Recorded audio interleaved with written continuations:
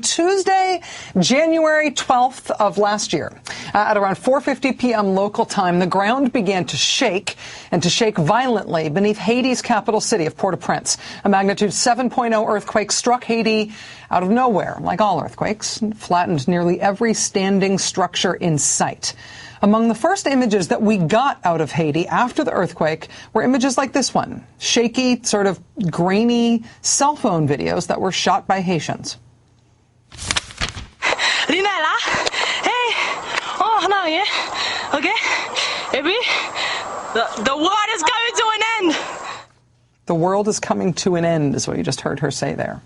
One of the most amazing things about the Haiti earthquake was that even before news crews got on the ground there, we did get all of this incredible raw footage from the disaster area that people could shoot themselves on their own cell phones. They could upload it, send it to friends, and circulate it around the world before any mediation could ever take place. It was one of those striking moments when the democratization of pretty high-end technology, in this case cell phones with cameras, really changed the way we were able to see what was happening in this massive disaster in Haiti in real time.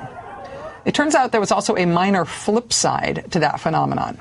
One American aid worker from Maryland happened to find herself in Haiti when the earthquake struck there. She used her cell phone to text her friends and family back home to tell them that she was okay. She used her cell phone to post messages on Facebook so her friends and family would not worry about her safety while she was there, and so she could help document what was happening there.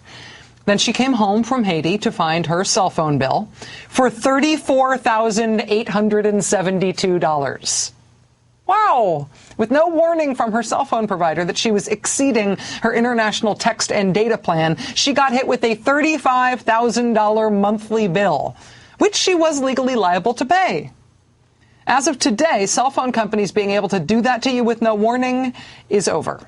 It is at least coming to an end. Today, the cell phone industry agreed to begin sending alerts to customers who are getting close to their monthly voice, text, or data limits. Now, this isn't technically a new government regulation that's been put on the industry. This change to protect American consumers has come about only because of the threat of regulation hanging over these cell phone providers. The idea is if these cell phone companies, these wireless companies, don't implement this change properly to protect consumers from what they were doing to them before, then the government will force them to make these changes. Now, make no mistake, this new practice will inevitably hurt the bottom line of the wireless companies. Because, you know, a $35,000 monthly payment is a really nice return on some woman's cell phone plan for 1 month. It is very lucrative to be able to charge people huge penalty fees and huge overage charges with no warning, which your customer is then legally obligated to pay. I mean, who wouldn't want a business plan like that? Everybody wants the right to be able to maximize their corporate profits. And if you can maximize your maximizing by swindling your customers, particularly your customers who are locked into a binding contract where they have to pay you for the privilege of stopping to pay you, who wouldn't want that? From a corporate perspective, swindling customers this way, I'm sure, is awesome. It almost makes me want to glue on a fake villain mustache and twirl the ends of it right now just thinking about it. But if something is good for some company's bottom line, if a company can figure out how to make money by tricking Americans, by swindling people out of their money, just because a company can make money doing that doesn't mean that that should be a protected practice. Somebody ought to take care to ensure fairness. Somebody ought to take care to ensure that fairness, even when the swindlers are big, rich, powerful interests. Somebody ought to take care to protect Americans from being swindled by the companies with which we do business. That's why we have regulations and government oversight, even when businesses do not like them. Today, President Obama in North Carolina made the case for these kinds of regulations that congressional Republicans have proposed eliminating in their latest economic plan. Turns out the Republican plan boils down to a few basic ideas.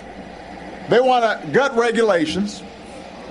They want to let Wall Street do whatever it wants.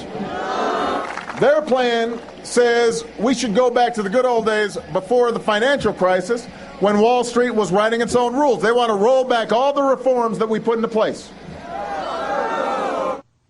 Now, don't feel bad for the guys who are getting booed there in North Carolina. The people who are getting booed there are actually having a great time right now. Today, for example, Citigroup announced it has posted a $3.8 billion profit for the third quarter of this year. That is a 74% increase from a year ago, and it is the 7th consecutive quarterly profit that Citi has turned. Good times are back at Citigroup just 3 years after they got bailed out by us. They got bailed out with $45 billion of taxpayer money.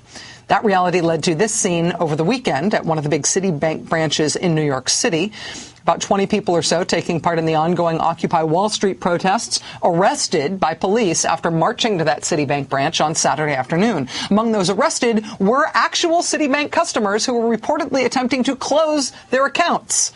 Citibank says that the New York City police asked them to close the branch with the protesters still inside until police could arrive to arrest those protesters. Here's how some of that scene played out afterwards. Let them go! Let them go! Let them go! Let them go! Let them go! Today, the Occupy Wall Street movement officially turned 1 month old. And not only does it show no signs of letting up, but over the weekend, the protest that started on Wall Street started spreading across the globe. More than 900 cities across 4 separate continents saw protests this past Saturday alone. This was the scene at a recent Occupy protest in New York City. I bailed out a bank and all I got was a new debit card charge. Occupy Cincinnati protesters have been set up in a park in Cincinnati, much like they are in downtown Manhattan over this past weekend. Cincinnati protesters, this is sort of adorable. Cincinnati protesters got word that somebody was scheduled to have their wedding photos taken in that park. So all the protesters gathered up all of their stuff and left so that they would not be in the way of the wedding photos. But then the bride and the groom showed up to have their wedding photos taken and told the protesters, no, we wanted you guys in the pictures. The wedding couple sought out the protesters who had gotten out of the way and asked them to be in some of their wedding photos, which is adorable.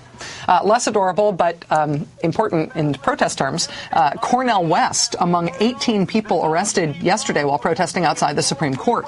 Part of the reason that financial interests now have a stranglehold over our political system is, of course, the way the Supreme Court took away limits on corporate spending in politics over the last couple of years. So the Supreme Court, if you care about this issue, is an appropriate place to protest. In terms of how the Occupy Wall Street protests are being received by the public at large, a new poll out today showed that nearly 7 out of 10 New Yorkers say they agree with the views being expressed by the Wall Street protesters in their city. Now, if you think about it, New Yorkers are the folks who have been contending with what is an encampment in their city for the longest time, since this movement started a month ago. If anybody thought it was going to be aggravating that the people whose city was being occupied, it manifestly is not. The city, by nearly 7 out of 10 people, is on the Occupy Wall Streeters' side. When asked if they support or oppose tougher government regulations of banks and Wall Street firms, the home of Wall Street, 73% of New Yorkers in the home of Wall Street, 73% of New Yorkers say they support that tougher regulation. Even Republicans say they support tougher Wall Street regulations. So this is it. There was this base question about whether there is any countervailing force protecting Americans' individual human interests from really, really powerful, really, really, really, really rich, sometime bad actors who are preying on us and who have really hurt individual Americans' fortunes badly and who are spending now hand over fist to keep doing that. Is there any countervailing force against their interests, or isn't there? Is there any countervailing force on the part of individual Americans? Is it possible for politicians to act against the interests of the most powerful corporations when it is in individual Americans' interest that they do so? This really is a 1% versus 99% question, and people overwhelmingly, frankly, left, right, and center, realize that they have been victimized by an economic system and a political system that tilts so disproportionately toward the 1%'s interests. Right now, Democrats are trying to turn the upcoming elections in the direction of that sentiment. President Obama gleefully highlighting today the fact that the Republican supposed jobs plan is mostly just a plan to repeal the Dodd-Frank Wall Street reform. But it's not like the movement in the streets right now is a big D Democratic movement. The protesters at Occupy Wall Street aren't exactly delighted with Democrats either. So what can Democrats do now to show good faith? With all of the Wall Street contributions that they've got, all the revolving door lobbyist and staff connections they've got to Wall Street, what can Democrats do now if they do want to ally themselves with the message of the We Are the 99% movement? What can Democrats do to show good faith? What can Democrats do to show that they should be trusted, even as the protesters seem pretty clear that the Republicans can't be trusted? Has this created an imperative for the Democratic Party to prove themselves on this issue in a way they haven't yet been able to?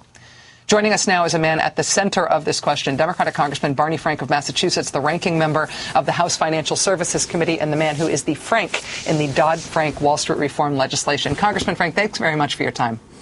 You're welcome. Do you believe that the Occupy Wall Street movement is changing the Democratic strategic consideration of Wall Street and economic populism broadly? Do you think it's lit a fire under the Democrats at all? Well, first, I have to say that I wish there was some of that energy 2 years ago when I was fighting against the people who wanted to protect derivatives from regulation and who were trying to weaken the Consumer Bureau. Rachel, I do have to say some of us have been trying to do this for a while.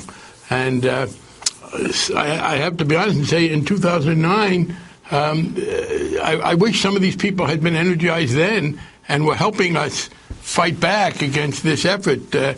Because we got a strong bill, but it should have been stronger. Secondly, I will say this: I hope they will, but I want to, sometimes telling your friends things is tougher than railing at your enemies. Not if people think that demonstrations in and of themselves do something.